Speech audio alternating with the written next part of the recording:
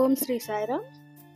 శ్రీ సత్యసాయిబాబా శత జయంతి వేడుకల్లో భాగంగా సత్యసాయి ప్రేమ ప్రవాహిని రథయాత్ర అన్ని రాష్ట్రాల్లో పర్యటిస్తున్నది.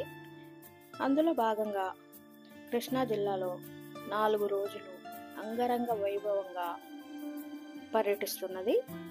అందులో భాగంగా చిన్నారులు సత్యసాయిబాబా గారికి స్వాగతంగా నృత్యం చేస్తున్నారు. చూడండి, చాలా చక్కగా చేస్తున్నారు.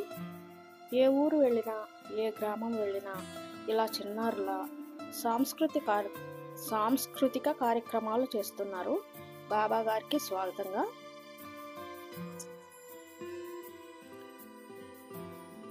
బాబా గారికి స్వాగతంగా ఇలా నృత్యం చేస్తున్నారు.